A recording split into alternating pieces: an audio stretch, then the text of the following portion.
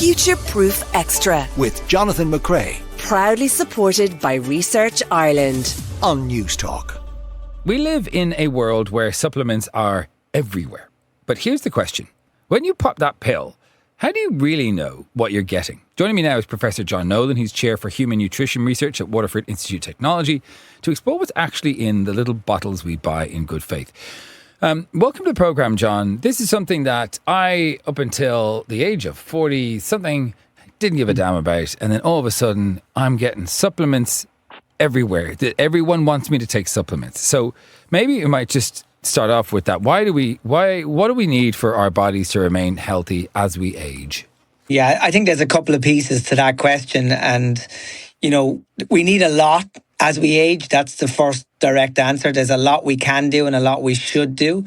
And supplements are certainly part of that. But then it's understanding what we actually need, how we should source it, and what's tested, what's safe, what's effective. So it's quite a broad question.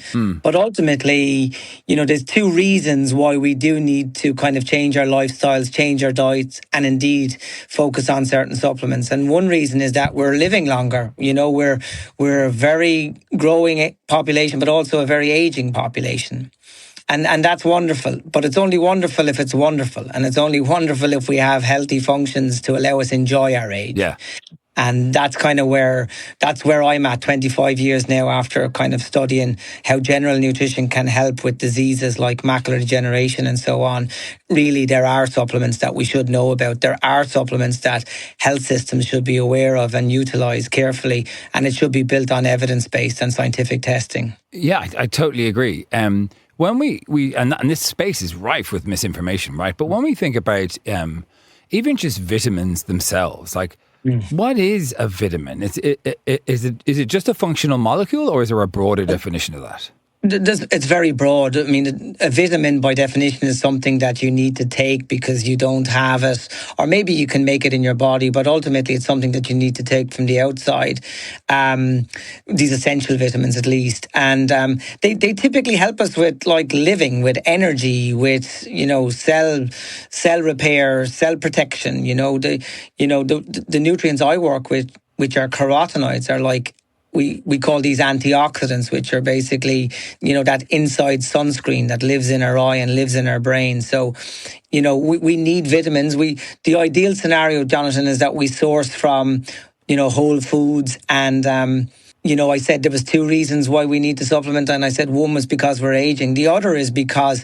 unfortunately, the foods that we're consuming today are deficient in a lot of these vitamins. And in our case, definitely deficient in carotenoids. And we know why that is. And we know that this is a big problem. Is that due to the quality of the food or the types of food, like the ultra-processed food that reduces any nutritional content?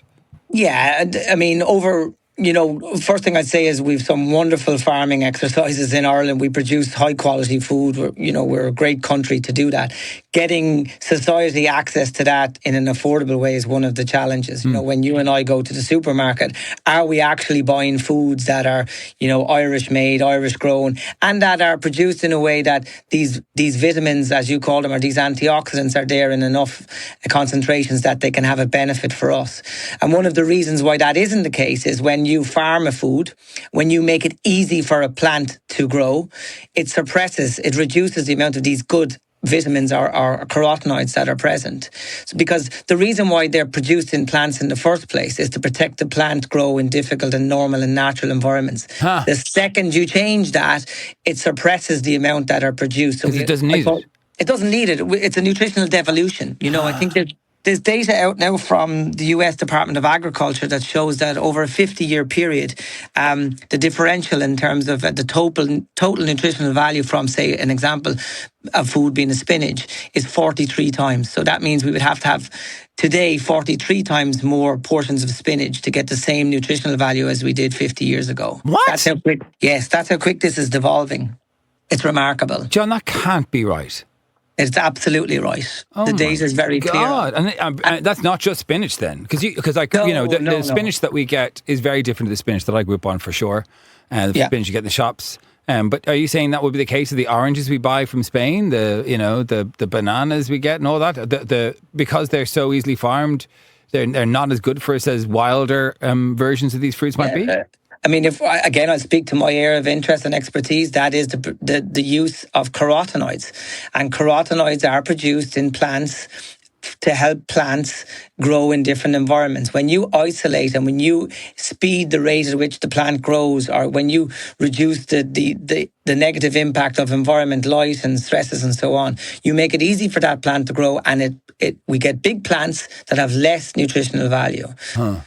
So yeah. What about this? I mean, look, I know this is very much going outside of your area, but the sweetness of fruits, the lack of bitterness or anything, does that have any effect on the nutrition? All absolutely connected. All absolutely.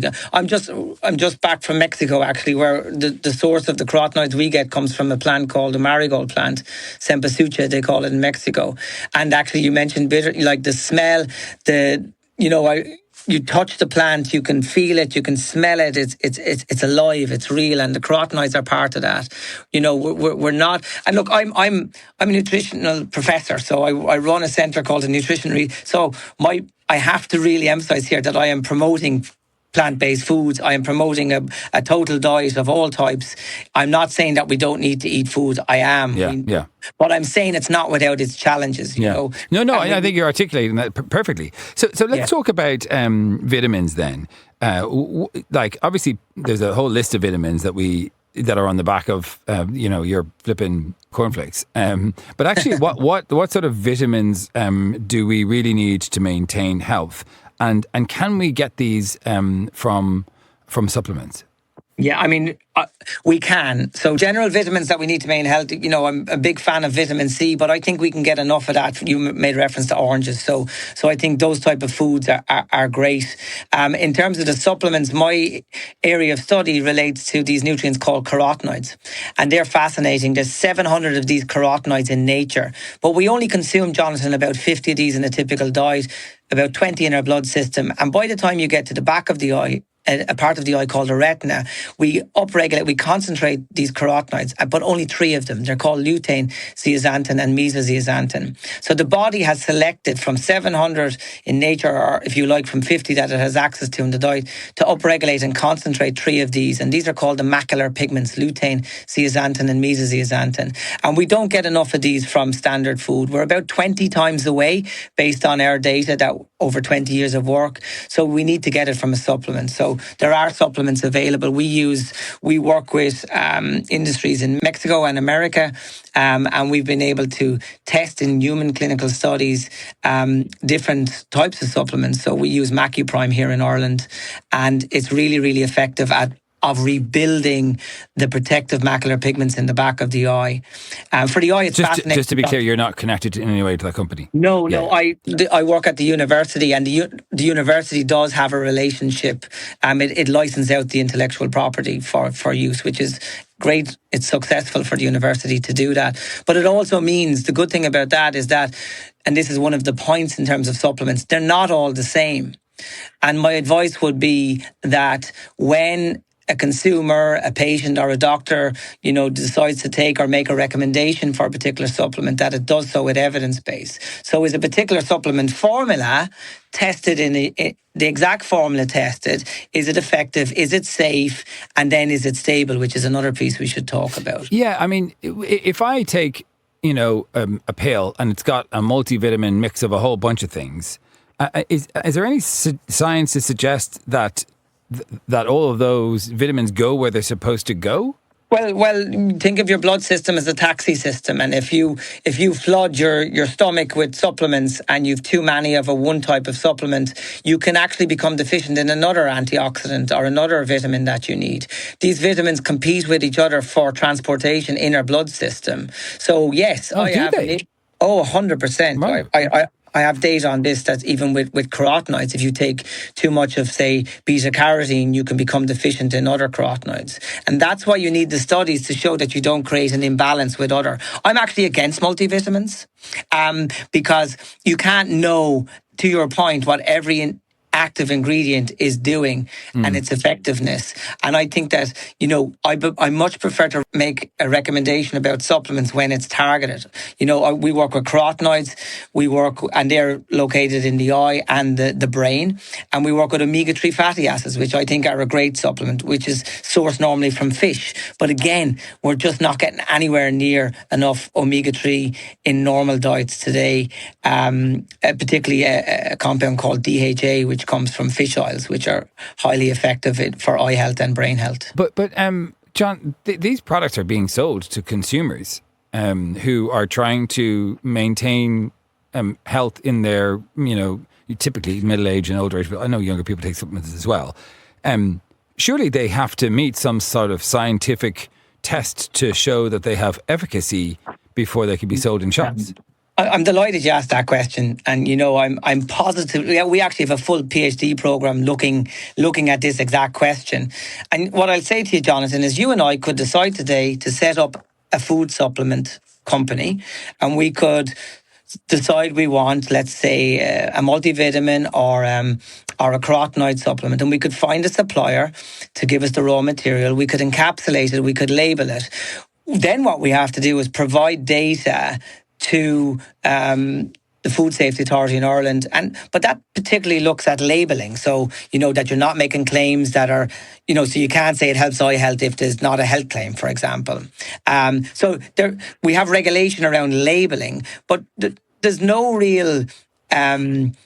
There's no exclusion that, you can sell something that doesn't have efficacy.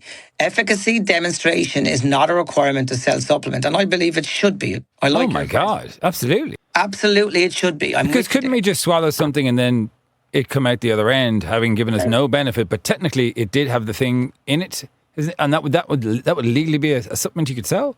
Correct. Well, vitamin C is an example of that. You can take too much vitamin C, and where do we see it? We see it when we go to the bathroom. That's a water-soluble vitamin.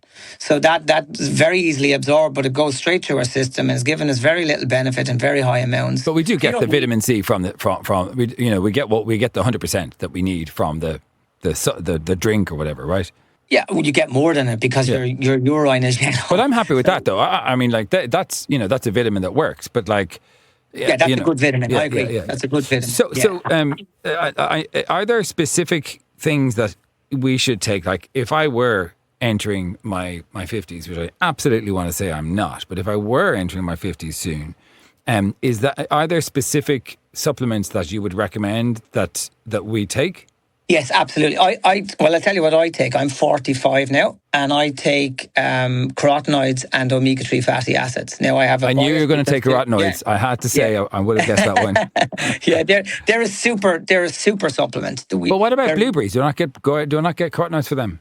You certainly do, you get other foods, like when you eat tomatoes, you get a wonderful carotenoid called lycopene, or when you eat carrots, you get a very important carotenoid called beta carotene. So again, I'm totally for all these wonderful foods, but if we want to target the health of the eye, because we're living longer and because our foods don't contain enough, we need to look at supplements that contain carotenoids. One of the problems, though, is there's not all supplements are the same. Yeah. And back to your point about, how easy it is in terms of, I think there's two things you need. You need supplements that have a clinical evidence base. Yeah. So have they been tested, that particular formula? And the second thing you need is does it have a quality program? And this is where I have a conflict of interest, because through our university, again, we set up an organisation called Supplement Certified.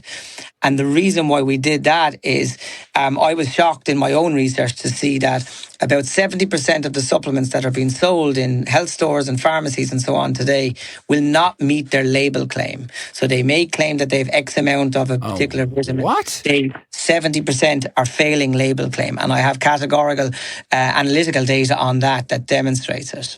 So you're saying I'm buying a product in the shop, it's saying it has something on the label, and 70% of the things that we're buying don't meet the requirements that they claim. Surely that's against the law. Absolutely. In terms of carotenoids and omega, this is where I have the heavy data. That is the case. Is it against the rule? Well, that's what the PhD is looking into at the moment. Right. It's a grey area. of course, regulation expects you to tell the truth, but it's almost self-regulated. So again, back to your and I analogy, what do we need to trade?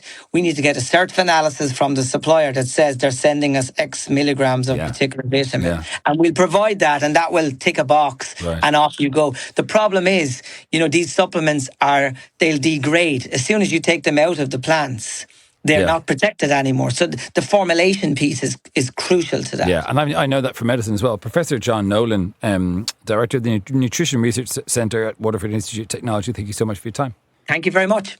It strikes me as funny, though, that when I think about it, I can't think of a marketing campaign or an advertising campaign that's made a big brouhaha about the clinical trials or efficacy of a particular supplement. Now, there absolutely could be companies out there who have done clinical trials, but that to me would be a big, separator to say, look, we've done clinical trials. We can prove that this raises the vitamin C in your body and that this pill will actually do something.